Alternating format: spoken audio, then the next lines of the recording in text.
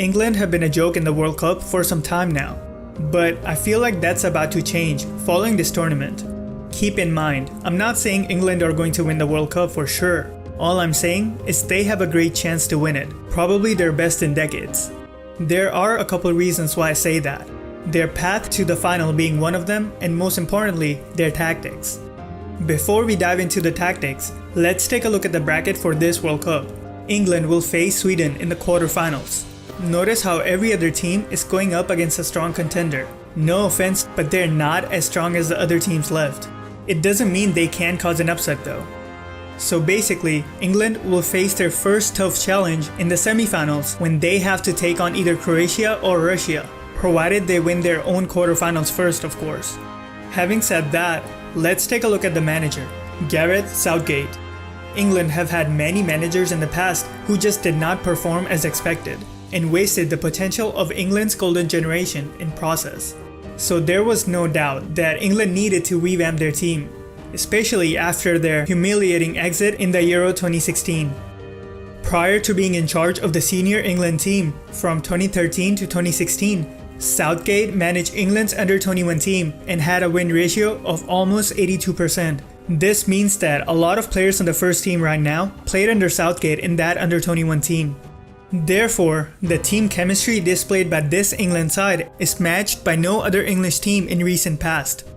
Without further ado, let's take a look at the tactics.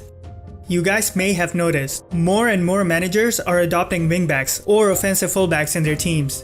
This is because it allows them to create overloads in key areas. Playing 3 at the back opens up a lot of opportunities when going upfield. It really depends on the positioning of players. But before we get into that, in order to allow the wingbacks the freedom to join in attacks, there has to be some type of backup. And that is Henderson's role in this team. Playing as a pivot, he generally moves with the ball. The goal is to always have 5 players ready to defend at any given moment. So even if one wingback and 2 midfielders get caught upfield, England have enough players back to defend. This gives the offensive players a bit more freedom to attack. Southgate has Stones playing in the middle of a back 3 for a reason. This is the same reason why Pep wanted him so bad. The reason is Stones' ball playing abilities when building up. And it's not just him, Maguire is also decent on the ball. This allows England to play from the back, which stretches out the opponent. In case they're unable to handle the pressure, Kane provides an excellent option for the hold-up play upfield. Not just that, he's excellent inside the box as well, giving England an aerial presence inside the box. Meanwhile, the other forward, Sterling, is allowed to roam freely all over the field. In essence, he moves with the ball when it's in the final third, and is happy to drop deep to help in the build-up.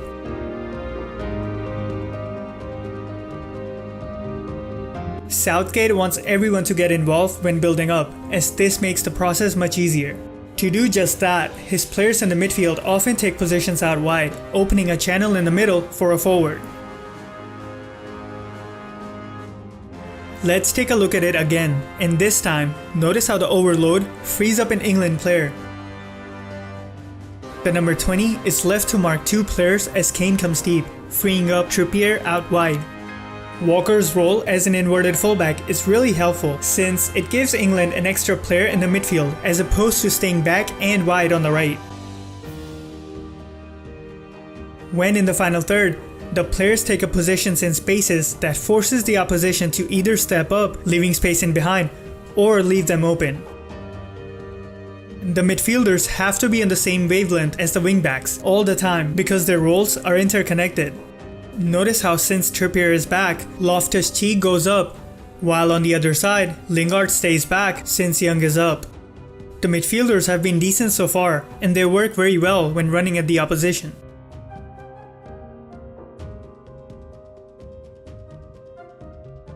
Another thing that caught my eye is how England attack during set pieces. Maguire, Kane and Stones are England's target during set pieces, considering they are the best English players in the air. And so, England targets the back post as they place their aerial threats on either side. That's how England play with the ball. Without the ball, they usually wait for the opponent to make their way towards the halfway line before they start pressing. That is done because England wants to force their opponents on one side, trapping them in process if they decide to go upfield. Notice how due to Sterling, the Tunisian defenders are quite a way back, impacting their build-up. One thing I noticed that England will definitely have to work on is the switch of play. In trying to compress the field, England leave too much space on the far side. This can be easily exploited. Even though England looks pretty good, we have to consider that they haven't had a tough opponent to challenge them so far. But this team looks impressive for sure, and this is a step in the right direction for England, no doubt. And since this is a young team, England have a lot to look forward to. Let me know, do you think England have a chance to be the world champions? If not, why? I love to hear what you guys think. Follow me on Twitter, Instagram, and Facebook. All the links can be found in the description. Visit my second channel for more analysis on the World Cup. If you like what I do and would like to support the channel, check out the Patreon page or the card on the top right. Thank you to Anthony, Tej Molin, Shawshank BR, Hamilton Howard Nodine, Lucky Sengoku-san, Yitsa Goretsky, Kantoner Khan, and more for supporting this channel on Patreon.